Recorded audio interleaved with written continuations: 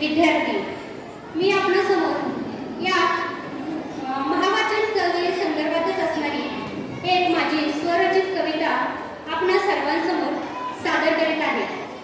खरं तर समर्थ रामदासांनी सांगितल्याप्रमाणे तिसा माझी काहीतरी लिहावे, प्रसंगी अखंडित वाचित जावे। त्याचप्रमाणे वाचनातून जे ज्ञान समृद्ध होतं त्या संदर्भात आणि सध्या सुरू असलेली जी महावाचन चळवळ आहे किंवा उत्सव आहे त्या संदर्भात माझे मत मी या कवितेतून व्यक्त करीत आहे।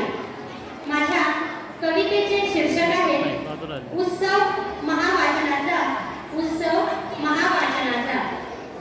वाचुनी पुस्तके ज्ञानाची करण्या अंधकार दूर, वाचुनी पुस्तके ज्ञानाची करण्या अंधकार दूर।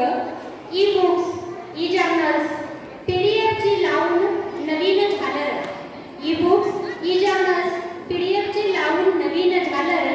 तंत्रज्ञानाच्या वेगवान युगात फेसबुक व्हॉट्सअपचे वारे वाहे, तंत्रज्ञानाच्या वेगवान युगात फेसबुक व्हॉट्सअपचे वारे वाहे।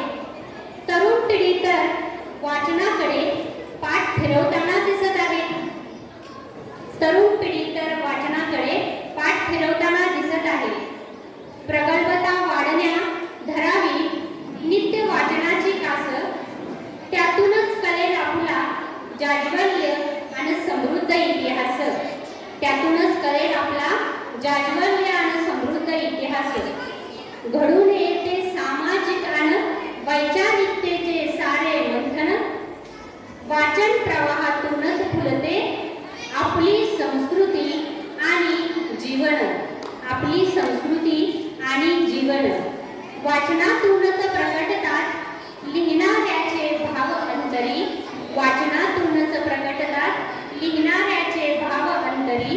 म्हणूनच वाचन आहे जीवनभर पुरणारी स्नेह शिदोरी, म्हणूनच वाचन आहे जीवनभर पुरणारी स्नेह शिदोरी।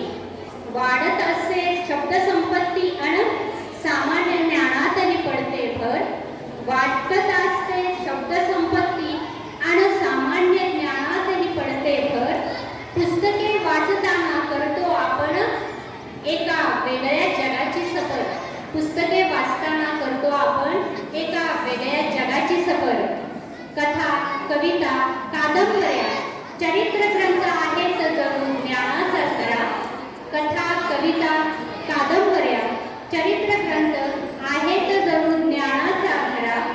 सृजनशील आणि नाविन्याचा मार्ग सापडे हाच करा, सृजनशील आणि नाविन्याचा मार्ग सापडे हाच खरा।